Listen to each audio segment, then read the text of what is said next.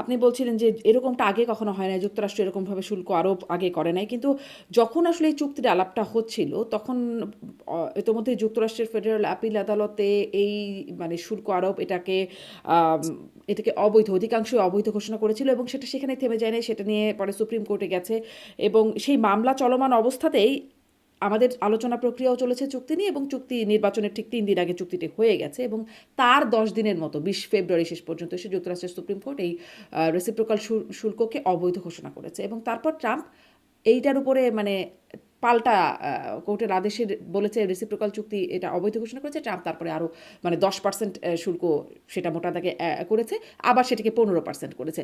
তাহলে আসলে আমাদের যে শুল্ক কমানোর জন্য যে প্রক্রিয়া, যেটার ক্রেডিট ডক্টর ইউনূস সরকার দাবি করেছে, সেই ক্রেডিটটা আসলে কোথায়? মানে এমনিতেই তো চলে গেল এটা, এই শুল্কটা। এটা আসলে এমনিতে চলে যায় না। ধরেন যুক্তরাষ্ট্র 10%, তারপরে 15%, এটা ভাবার কোনো কারণ নাই। আমি যতটুকু বুঝতে পারছি যে আদালতে রায় দিয়েছে, আদালতের রায়কে সবাইকেই সম্মান করতে হবে, এখানকার প্রশাসনকেও সম্মান করতে হবে, তারা সেটা করছেও। একেবারে পুরোপুরি যে করছে তা নয়, আবার এর সমালোচনাও করছে। হুম। তো যেহেতু এই সরকার, এখানকার এই সরকার এই ব্যাপারে জিরো টলারেন্সের একটা নীতি নিয়েছে, সেই কারণে ওই চুক্তি থাকুক বা না থাকুক, তারা যে শুল্ক আরোপের যে প্রক্রিয়ার মধ্যে আছে, 10%, 15%, এটা তারা আবারও সেই পূর্বের জায়গাতে নিয়ে যাবে, এবং এটা আমি মোটামুটি ভাবে নিশ্চিত। সুতরাং কিভাবে সেই নিশ্চিত হতে চুক্তি পারে? মানে আদালতের রায় থাকা সত্ত্বেও নিয়ে যাবে কি করে? আদালতের রায় যেটা দিয়েছে তার বাইরে আরো অনেকগুলো পথ আছে। আমি এখানকার সিনেটরদের সঙ্গে যে কথা বলেছি, তারা এখন সেই ফাঁক ফোকরগুলো নিয়ে কাজ করছেন। এটা আমি যুক্তরাষ্ট্র প্রশাসনের সব বিষয় নিয়ে আমার কথা বলা ঠিক হবে না, কিন্তু তারা কাজ করছেন। সেই কাজ করে দেখেন দেখেন যুক্তরাষ্ট্রের প্রশাসন, যুক্তরাষ্ট্রের আদালত বহু কিছুকেই করতে দেয় নাই, কিন্তু একভাবে দেয় নাই আরেকভাবে করেছে, আরেকভাবে দেয় নাই আরেকভাবে করেছে, অনেক কিছু তারা করেছে। তো সুতরাং আমি যদি চুক্তি না করতাম সেই সময়, বা আমি যদি আলোচনা না করতাম, তাহলে যে আমি বড়ভাবে লাভবান হতাম তা না। আদালতের মামলা চলেছে, আদালতের রায় ধারণা করা হচ্ছিল যে এইরকম হয়তো হতে পারে, কিন্তু তখনও যে আলোচনা করে যেতে হয়েছে, বাংলাদেশ সম্পর্ক স্বাভাবিক রাখার স্বার্থেই আলোচনা করে গেছে। আমি মনে করি না যে ওই আলোচনাটা করে বাংলাদেশ ভুল করেছে। বাংলাদেশ আলোচনার ধারাটা অব্যাহত রেখেছে। এখন যুক্তরাষ্ট্র সরকার আদালত যেটা বাতিল করে দিয়েছে, আদালতের রায়ে যেটা বাতিল হয়েছে, সেইটা যদি তাকে ইমপ্লিমেন্ট করতে হয়, তাহলে এইখানকার কোনো একটা লিগ্যাল ফ্রেমওয়ার্কের ভিত্তিতেই করতে হবে। এখন পর্যন্ত যে আলোচনা হচ্ছে, সেই আলোচনাটা হচ্ছে চুক্তির প্রতি সম্মান দেখাতে হবে। চুক্তি বাস্তবায়ন কাল থেকে শুরু হয়ে গেছে তা না। এটা অনেকটাই নির্ভর করছে যুক্তরাষ্ট্র সরকার শেষ পর্যন্ত গিয়ে কি সিদ্ধান্ত নেয় তার উপরে। এটার জন্য তাহলে আমাদের আসলে অপেক্ষা তার করতে উপরে হবে। যেহেতু নির্ভর করছে, ততক্ষণ পর্যন্ত আসলে অপেক্ষা করাটা কি উচিত ছিল না? মানে আমাদের ততক্ষণ পর্যন্ত সরকারের? ততক্ষণ পর্যন্ত যদি আমরা অপেক্ষা করতাম, প্রথমত কথা আমরা নিশ্চিত থাকতে পারতাম না যে এই চুক্তি, এই রায়টা এই রকমই হবে, এটা তো কেউ আদালতের রায় নিশ্চিত করতে পারে না। হুম।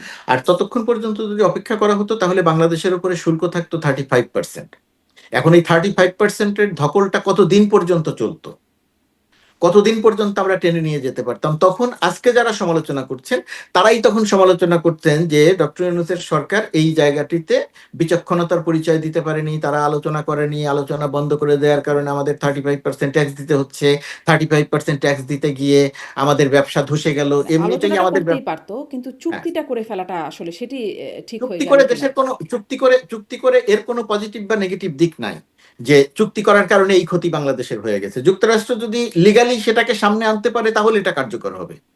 হুম। সুতরাং যুক্তরাষ্ট্র যেটা বলেছে, এটা কোনো একটা লিগ্যাল ফরম্যাটের মাধ্যমেই এটাকে কার্যকর হবে। আর এটাকে যে বাতিল করে দেওয়া হচ্ছে, এটা আমাদের এখানে যেভাবে বলা হচ্ছে, যুক্তরাষ্ট্র কিন্তু সেইভাবে বলছে না, যুক্তরাষ্ট্র সরকার সেইভাবে বলছে না। তারা সেটা নিয়ে এখন আবার কাজ করছে। এটাকে আবার কোন ফরম্যাটে আনা যায়, কোন ফরম্যাটে আনা যায়, কিভাবে কাজ করা যায়। তারা 35% ট্যাক্স বা 50% মানে ট্যাক্স তারা যাদের এখনো উপর কাজ আরোপ করা শেষ করেছে। করে না, কিন্তু আমাদের চুক্তি করা শেষ হয়ে গেছে। না, আহ, তারা কাজ করা শেষ করে নাই, বিষয়টি তেমন নয়। দুই পক্ষের আলোচনার সম্মতিতে ভিত্তিতে চুক্তি হয়েছে। মাঝখানে আদালত এসেছে, সেই আদালতের রায়ের পরিপ্রেক্ষিতে এখন এক ধরনের একটা অবস্থা তৈরি হয়েছে। সেই অবস্থার পরিপ্রেক্ষিতেও যুক্তরাষ্ট্র সেই চুক্তিকে যাদের সঙ্গে করেছে তাদের প্রতি তাদেরকে সম্মান রাখতে বলছে। যাদের সঙ্গে চুক্তি করে নাই, কিন্তু চুক্তির আলোচনাটা সম্পন্ন হয়েছিল, যেমন ভারতের উপর আলোচনাটা সম্পন্ন হয়েছিল, এর অর্থ এই নয় যে সে ভারতের সাথে ওই চুক্তি বাতিল করে দিয়ে ওই ওই ধারাটা, ওইটা বাতিল করে দিয়ে সে আবার নতুন এই শুধুমাত্র 50% জায়গাতে এসেছে।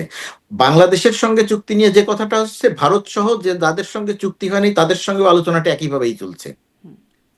নতুন যে ট্যাক্স সেটা একই সঙ্গে সব দেশের উপরে প্রযোজ্য হবে, কিন্তু বিষয়টা এরকম না যে চুক্তি না করলে আমরা বিশাল কোনো সুবিধা পেয়ে যেতাম। আচ্ছা। এটা কি একটা এই নতুন সরকারের উপর একটা কূটনৈতিক একটা মনস্তাত্ত্বিক চাপ ফেলে কিনা এই যে এই চুক্তির বিষয়গুলো? আমার কাছে তা মনে হয় না। আমার কাছে তা মনে হয় না। আচ্ছা, আপনার আমার মনে কাছে হচ্ছে কোনো না। ব্যাখ্যাই এই যে সেটা মনে পল হয় না। কাপুর গেলেন গিয়ে রাজনৈতিক দলগুলোর সাথে বৈঠক করেন। এবার একটু এই প্রসঙ্গে আসি। রাজনৈতিক দলের সাথে যে বৈঠক, সেখানে বিএনপির সাথে বৈঠক হলো, জামাতের সাথে বৈঠক হলো। আ এই বৈঠকগুলোর মাহাত্ম্য কি?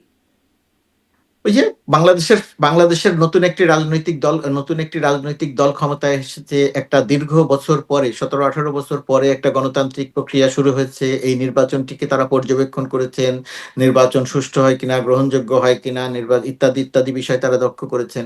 যারা এই নির্বাচনের শক্তি, যারা এই রাজনৈতিক দল এখন নতুন মেরুকরণ হয়েছে, আওয়ামী লীগের মতো একটা বড় রাজনৈতিক দল অনুপস্থিত, সেখানে জামাত আছে, এনসিপি আছে, বিএনপি তো আছেই, অন্যান্য ছোট ছোট রাজনৈতিক দল আছে।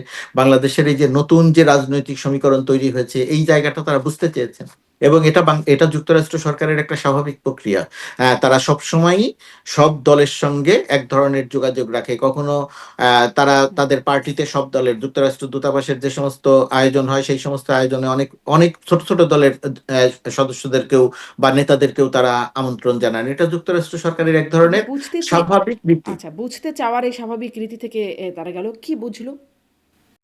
কি বুঝলো সেটা তো যুক্তরাষ্ট্র বলতে পারবে। আমার ধারণা যেটা বুঝলো সেটা যে একটা গণতান্ত্রিক প্রক্রিয়া শুরু হয়েছে বাংলাদেশে। যুক্তরাষ্ট্র সবসময় একটা গণতান্ত্রিক প্রক্রিয়া দেখতে চেয়েছিল বাংলাদেশে, সেই ধারাটা শুরু হয়েছে, সেটা তারা বুঝতে চাইলো। তারা আচ্ছা। দেশের রাজনৈতিক পরিস্থিতি স্থিতিশীল থাকবে কিনা, সরকার কিভাবে পরিচালিত হবে, তারা সরকারকে কিভাবে দেখছে, সরকারের কাছে তাদের চাওয়া কি হবে, তারা রাজনৈতিক দল হিসাবে কি চায়, এই এই সমস্ত বিষয় বুঝতে চাইলো। আচ্ছা। মানে এখানে বিএনপির সাথে বৈঠক হচ্ছে, জামাতের সাথে বৈঠক হচ্ছে, এনসিপির সাথেও বৈঠক হওয়ার কথা ছিল, যেটি স্থগিত হয়ে গেল। কেন এনসিপির সাথে আসলে বৈঠকটা হলো না, সেই বিষয়ে ধারণা রেখেছেন? এটা আমি ঠিক বলতে পারবো না, আমার জানা নাই যে কেন স্থগিত হয়ে গেল। আচ্ছা, এনসিপির সাথে বৈঠক করতে চাওয়াই বা কেন? মানে বিরোধী দল এবং মানে ক্ষমতাসীন দল, তাদের সাথে বৈঠক বুঝলাম। এনসিপির সাথে বৈঠক করতে চাওয়াই বা কেন? এনসিপির সাথে বৈঠক, যেহেতু আন্দোলনের সময়টিতে বৈষম্য বিরোধী ছাত্র আন্দোলনে সামনে থেকে যারা নেতৃত্ব দিয়েছিল, তারাই যেহেতু এনসিপিটা গঠন করেছে, সেই কারণে তাদের সঙ্গে আলোচনা করবে, এটা আমার আমার কাছে অস্বাভাবিক কোনো বিষয় নয়। 1 নম্বর। 2 নম্বর হচ্ছে, আমি এইখানে যেটা লক্ষ্য করেছি, যখনই আমি এইখানের গুরুত্বপূর্ণ ব্যক্তিত্বদের সঙ্গে কথা বলেছি, ওয়ান টু ওয়ান কথা বা কোনো আলোচনার মধ্যে কথা হয়েছে, অথবা অনানুষ্ঠানিক আলোচনা হয়েছে, কোনো একটা পার্টিতে বা কোনো একটা জায়গায় দেখা হয়েছে, এখানকার প্রশাসনের অনেকেই সেই আন্দোলনের পর থেকেই তারা এনসিপি বিষয়ে জানতে চাইতো, যুক্তরাষ্ট্র প্রশাসনের এনসিপির মানে বৈষম্য বিরোধী ছাত্র আন্দোলনের নেতাদের বিষয়ে জানতে চাইতো, তারা কি করতে চাচ্ছে, কি করবে, ইত্যাদি ইত্যাদি বিষয়ে জানতে চাইতো। যেহেতু গণ অভ্যুত্থান বা বিপ্লবের নেতৃত্ব তারা দিয়েছে, সুতরাং তাদের ব্যাপারে তাদের একটা আগ্রহ আমি লক্ষ্য করেছি। সেই ধারাবাহিকতায় হয়তো তারা আলোচনাটা করতে চেয়েছিল। আর পরবর্তীতে যেহেতু তারা একটা জোটে অংশীজন হয়েছে, এবং জোটের প্রধান দলের সঙ্গে যেহেতু তারা আলোচনা করেছে, সেই কারণে মনে হতে পারে যে আলাদা করে আর তাদের সাথে আলোচনা করার দরকার নেই।